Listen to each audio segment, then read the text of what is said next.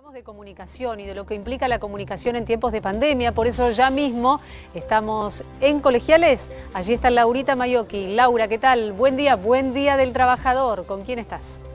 ¿Cómo te va, Silvia? Buen día del trabajador para todos, sobre todo para ustedes que están del otro lado, todos los trabajadores de la televisión pública, los trabajadores de Argentina y del resto del mundo. Aquí estamos con el vicepresidente del ENACON, Gustavo López, que está escuchando también lo que ustedes estaban manejando en el piso, el tema de la comunicación. En tiempos de pandemia, la comunicación en momentos políticos, las noticias falsas y sobre todo la responsabilidad del ENACON con aquellos sectores o aquellos portales que difunden, López, noticias falsas en momentos de vida o muerte, como es una pandemia. Hay un debate que recién comienza, ¿verdad?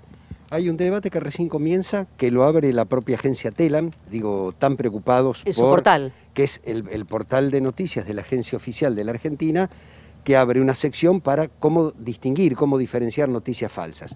Yo quiero aclarar que la noticia falsa no es una opinión, ni siquiera es una noticia errada. La noticia falsa, la Comisión Interamericana de Derechos Humanos tiene dicho que es la real malicia, esto es, cuando se sabe que es falso, y a pesar de que se sabe que es falso, igual se mete como una noticia verdadera. Usted me hablaba del tema de la responsabilidad. Bueno, el tema no es comunicar qué o cómo, sino quién se va a hacer responsable de ese mensaje. Tanto la legislación argentina como la legislación internacional hablan de la libertad de expresión sin censura previa. Es decir, nadie le puede prohibir a alguien que diga algo, incluso aunque se sepa que sea falso, eso que va a decir.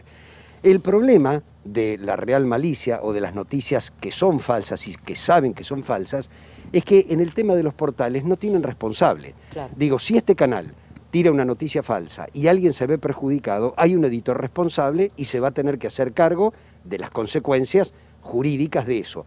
Bueno, yo creo que hay que abrir un gran debate, nosotros vamos a abrirlo a través de nuestro portal también, para analizar esto, las noticias falsas, que siempre son deleznables, pero en un momento de pandemia pueden poner en riesgo la vida de la población. Entonces, decíamos que en momentos políticos, por ejemplo, una noticia falsa o un ejército de trolls pueden cambiar la intencionalidad del voto, pueden limar o no la imagen de un candidato, pero en tiempos de pandemia se está jugando con la vida y con la muerte. Exactamente, digo, esto no es nuevo. Uno puede decir, bueno, noticias falsas, el Brexit, incluso el Parlamento inglés trabajó ese tema preocupados porque dieron vuelta a una elección a través de noticias falsas. ¿Y en Argentina?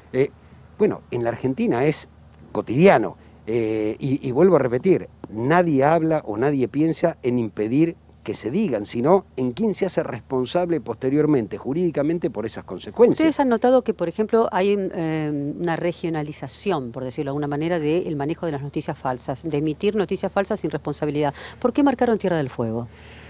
Porque por la cantidad de habitantes que tiene, es decir, en proporción a la cantidad de habitantes, es la que más noticias falsas tira a través de los portales. Digo, la provincia de Buenos Aires tiene 20 millones de habitantes, Tierra del Fuego algo más de 200.000. Cuando uno ve la proporcionalidad del juego político a través de las noticias falsas, hay una relación de 5-1 con respecto al resto del país. Desproporcionado. Desproporcionado. La noticia falsa, vuelvo a repetir, es aquello que se sabe que es falso y que se publica como verdadero.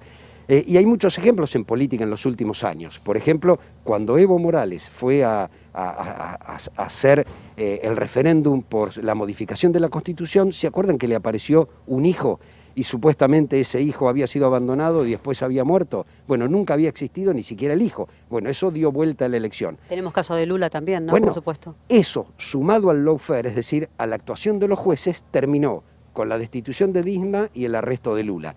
Lo que uno dice es, acá no puede haber un juego político en el medio de la pandemia, porque lo que ponemos en riesgo es la vida de la población. Entonces, lo primero que hacemos es llamar a la reflexión. Que la gente entre al portal de Telam, ahí hay una indicación de cómo detectar noticias falsas y que empecemos a reflexionar sobre esto, porque la verdad que nosotros no podemos salir iguales después de la pandemia. La verdad que tenemos que salir mejores. Las cosas que han ocurrido en nuestro país fueron muy graves, entonces no podemos salir iguales. La gente reclama que el Estado intervenga. Gracias al Estado, que el gobierno es una parte de ese Estado, estamos saliendo nosotros de esta pandemia como no se sale en otras partes del mundo. Ahora, hay quienes destruyeron ese Estado. Entonces nosotros no podemos salir de la pandemia con un Estado ineficiente o con un Estado que no esté presente y me parece que esto nos tiene que ayudar a salir mejores. Usted manifestó que el neoliberalismo quedó desnudado por la pandemia en Argentina y en el mundo. Exactamente. Usted manifiesta que hay objetivos también a seguir y recomendaciones, ya para ir cerrando, que se realizan desde el lugar que ustedes encarnan. ¿Cuáles serían? 3 o 4 recomendaciones básicas para todo aquel que lea portales y que diga, nosotros primero le pedimos... En el marco de la pandemia. Sí, nosotros le hemos pedido al periodismo, y yo podría decir que el 99% lo cumple en el marco de la pandemia, que tiene que ver con chequear la información, chequear las fuentes, ir a fuentes oficiales, ir a los ministerios de salud.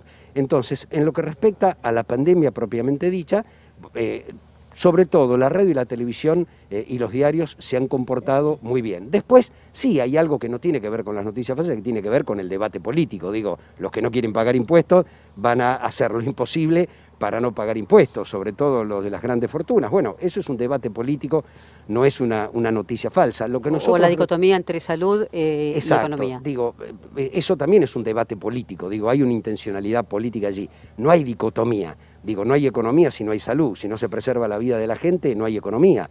Digo, en Estados Unidos no se preservó la vida de la gente, tienen más de 60.000 muertos y perdieron 20 millones de puestos de trabajo. Digo, esto es así de claro. Lo que nosotros decimos es, la noticia falsa es deleznable. En un momento de pandemia es inconcebible. Gracias. La palabra de Gustavo López. Estamos hablando del vicepresidente del ENACON y un debate que recién comienza. Gracias, Laura.